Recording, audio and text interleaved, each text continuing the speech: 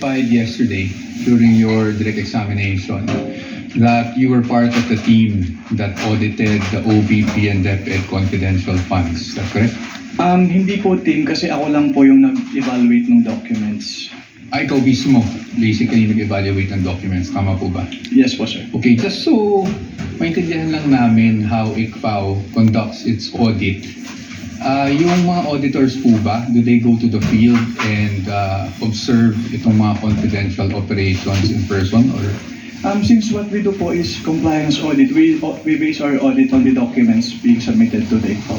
Okay, and do you get special training as auditors pagdating sa how confidential or intelligence operations are conducted? We base po our observations on the provisions naman po ng Joint Circular 2015-01. Okay, so basically what you're saying is you base your audit on the documents submitted to you, not just by DepEd or OVP, but by any other government agency. Ganyan sa ICFAO. Based on the documents, if they are compliant with the requirements of the Joint Circular 2015-01. Correct, thank you. So, pagdating po dun sa mga dokumento na natatanggap nyo from OVP and DepEd, binabasa niyo po ito isa-isa, no? Lahat ng attachments? Hindi po ako yung nag-receive noon. Meron po kami receiving staff po. Pero kayo po, in your evaluation, do you go through the documents one by one? Yes po. I evaluate po if they are compliant with the requirements of the Joint Circular. Okay. Now, when you evaluated these documents, nakita niyo po ba doon kung sino ang nag-approve ng grant ng confidential funds for OVP for the fourth quarter of 2022?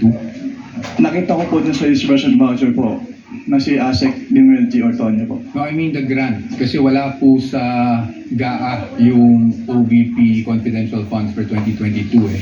So nakita niyo po ba kung sino ang nag-approve ng grant para sa fourth quarter 2022 confidential funds? Based on the documents submitted, si Office of the President po yung nag-approve.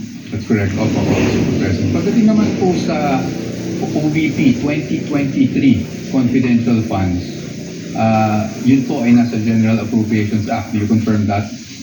Yes po. And pagdating naman po sa DepEd 2023 confidential funds, nasa General Appropriations Act din po. Tama po ba? Yes po. And as a lawyer, you would know that the GAA is enacted by Congress. Tama po ba? That's correct. Now, yesterday, naalala ko po, natanong kayo doon sa time nyo sa ICFAO kung ilang Vice President ang na-audit nyo pagdating sa confidential funds. Alala niyo po yon? Yes po, sir. At ang sagot niyo po ay isa lang, si Vice President Sara Duterte, the respondent in this case. Tama po ba? Yes po. Since I assumed in ICFAO in 2014. Since you assumed in September 2014? Yes po, sir. Tama po. And you were asked, bakit si Vice President lang? Naalala niyo yung tanong na yun? Yes po. At ang sagot niyo po, kasi since you assumed siya lang po ang Vice President na nagkaroon ng appropriations for confidential funds. Tama po ba? Yes po. Since September 2014 po na nag-assume ako. Apo. Now, I'm showing you a document. If I may approach the witness, Your Honor. Counsel may approach. I am showing you a document Assisting counsel entitled from the prosecutors may also Oh, yes. approach should they so desire. I'm showing you a document, and this document is from the Department of Budget and Management, entitled Special Allotment Release Order, dated, medyo malabo lang po yung document, no? December 22, 2014. Makita niyo po yan? At ang purpose po is to cover confidential activities for fiscal year 2014. You see that? Yes, sir.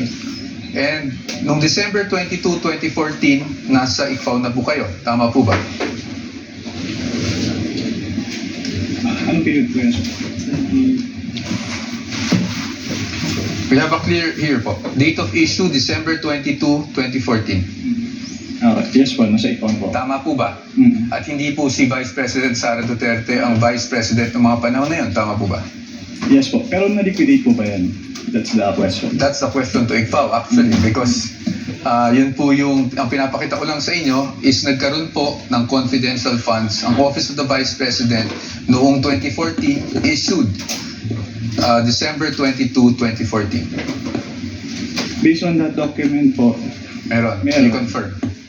But that's okay, no? Because maybe you were just not aware yesterday when you were asked the question. I just wanted to put that on record because marami na rin pong lumalabas sa social media na si Vice President Sara Duterte lang ang Vice President na nagkaroon ng confidential funds. But you confirm that, sir. Your Honors, just a manifestation, this has not been pre-marked. We just came upon this document yesterday after the statements were made. So upon the agreement made during pre-trial, we request that this be marked as exhibit for the defense D-1-167-DE. -OVP. Let it be so marked. Thank you, Your Honors. Provisional only, Your Honor. Yes, of course, subject to the objections of the prosecution when the time is Of course, at the appropriate. proper time. Thank you, Your Honor. And we will provide the prosecution with a copy as well. Kindly do that after, perhaps later on, after the trial, or now too, so that it can be made the subject matter of redirection. The counsel for the panel of prosecutors. Medyo malabo.